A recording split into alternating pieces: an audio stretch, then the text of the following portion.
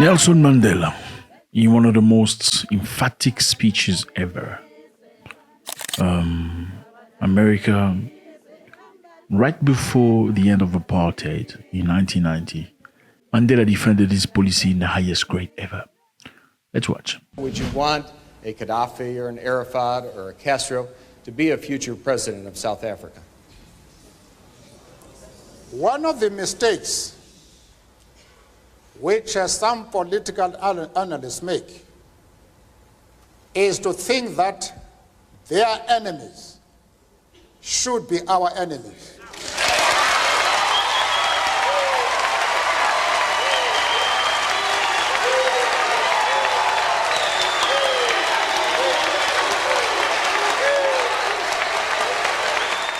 So the question was, would Mandela, since his support, Mandela was in a very good terms with Yasser Arafat of Palestine. For those who remember, Yasser Arafat was the leader of Palestine at the time, and the Western world rejected him completely.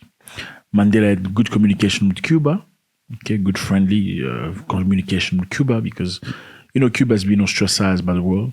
You know how it goes. When America pushes a country to the side, the rest of the world just blindly follows. You must tell the truth. When America said, you go to the corner, everybody, don't speak to him. Nobody speaks, just like kids do. If you speak to him, when the bully kid says, you're not going to talk, nobody talks to you. That's what Cuba has been through for so many years. Sanctions and sanctions and sanctions. They can't sell anything because they wanted to be independent. Same thing for Gaddafi at the time. The Western world did not like him because at the time, Gaddafi did not open his market to the rest of the world. Yes, there was no McDonald's in Libya. There was no KFC in Libya, no Walmart, no Burger King. Yeah, there wasn't. And when you refuse to let these companies come to your country, they consider you as the enemy. And Mohammed Gaddafi, for the longest time, refused to let these people in his country until Tony Blair and them came and negotiated. Then very cleverly, he let them in. But it was a big struggle. So now the journalist is asking Mandela, would you be happy that in your country, people that are evil, like Gaddafi, Yasser Arafat, come and rule? And Mandela said to them, some of the biggest mistake for you guys is to think that your enemy should be our enemy. These people have been with us during our struggle. Listen to this. That we can and we will never do. We have our own struggle, which we are conducting. We are grateful to the world for supporting our struggle. But nevertheless, we are an independent organization with its own policy. And the attitude of every country towards, our attitude towards any country is determined by the attitude of that country to our struggle.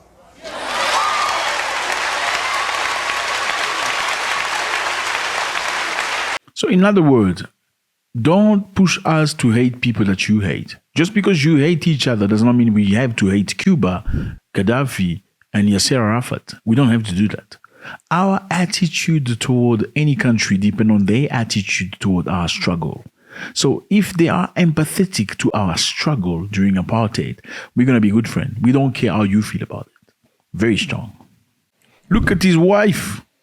Look how his wife is looking. You see that look? That's a very proud wife. Like, that's my man.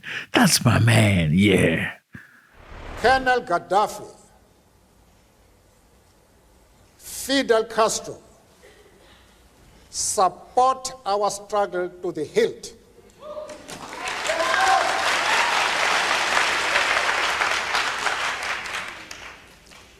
There is no reason whatsoever why we should have any hesitation about hailing their commitment to human rights as they are being demanded in South Africa. Our attitude is based solely on the fact that they fully support the anti-apartheid struggle.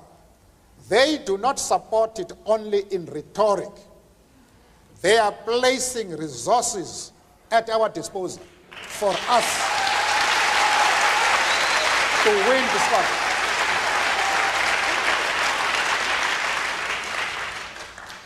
That is the position. You know what I mean? I mean, like I always said to you, your brother is not people you are born with necessarily, or people of your skin color. You can see some of the people in the room looking at him like he's crazy. Yeah. Your brother are just people that are supporting you in your struggle. Your brother are the people that are going to help your family while you cannot. Your brother are the people that are going to look after your children if you were ever arrested, wrongly arrested. Take care of them, pay school fees. Those are your brothers. Your real brothers are going to go look after your parents if you died by accident or anything. Those are brothers. It's not about calling me brother, brother. No, it's about actions. And Mandela speaks so clearly about it. If you support my struggle, I'm with you. Let me just remind you here. During apartheid, where black people and white people could not mingle and mix in South Africa, it was really, really bad. There was fontaine for white people, water fountain for black people. There were restaurants for black people, restaurant for white people, school for white people, school for black people. They couldn't mix together. This only happened in 1994. That's when they could actually come together. But during this time where black people were treated like they were trash of the society, many Western countries supported the apartheid government. Yes. Many so-called democratic countries or human rights countries, yes, they did support the government that oppressed black people. I mean, truth be said. And he said to them, just because you have issues with people, left, right, center, you have issues with Cuba, issues with Gaddafi, you have problems with Yasser Arafat of Palestine, that doesn't mean for me to be free, I need to be associated with you. I need to also be at war with them. These people have supported us.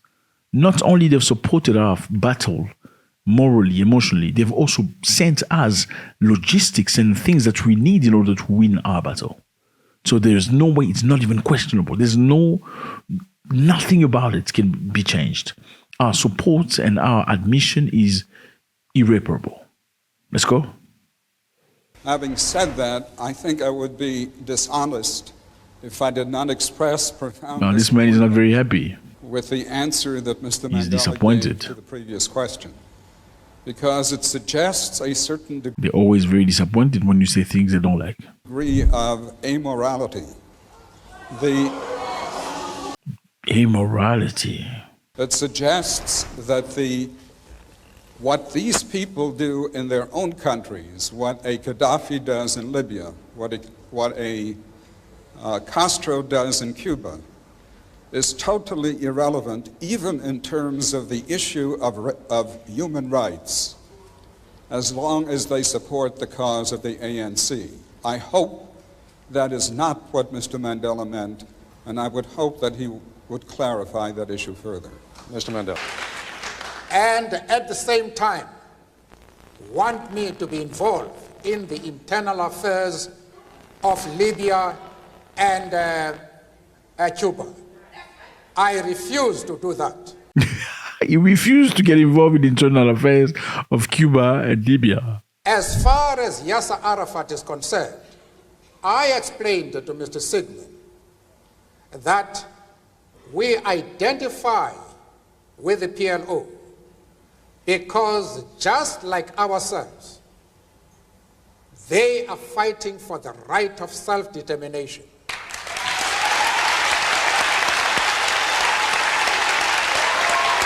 People who go through the same type of struggles, they can, like, it goes without saying. If you go through the same type of struggles, you go through the same difficulties, you're going to come together as friends. And usually those are the people that will fight next to each other. Yes, he supports the fight of the PLO because it's very similar to his fight. And that's why you can see South Africa has always been sympathetic to Gaza, because Mandela, who was one of the most prominent people in the ANC, in South Africa, was very supportive, clearly unapologetic about it.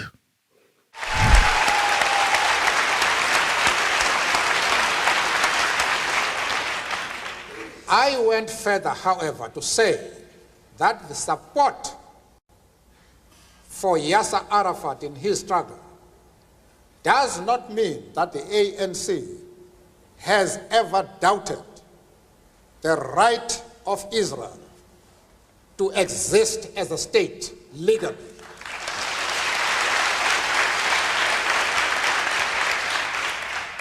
We have stood quite openly and firmly for the right of that state to exist within secured borders. But of course, as I said to Mr. Sigmund in Geneva and others, that we carefully define what we mean by secure borders. We do not mean that Israel has the right to retain the territories they conquered from the Arab world, like the Gaza Strip, the Golan Heights, and the West Bank. We don't agree with that. Those territories should be returned to the Arab people.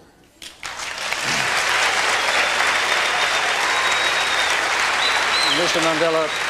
Again, as you can tell, fellas, Nelson Mandela did not hold his punches. He came punches blasting, full out, not afraid of anything. Your enemies are not our enemies. Okay, in fact, our attitude toward any country depends on how they treat us, how they are, feeling about our struggle. If you feel sorry for me, I'm going to feel sorry for you. If you want to participate in my growth, I'm definitely going to be there for you. It's as simple as that. No story about democracy and all that nonsense, because in fact, people who cry all the time about democracy are usually the most undemocratic countries in the world.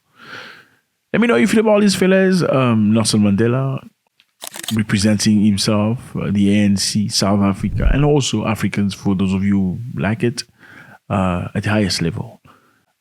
Your enemies are not our enemies. No, it's not that. You are most hypocritical people ever. You just didn't see it, but yeah, that's what he was trying to put across. Don't bring your hypocrisy here. That's crazy, yeah? God bless.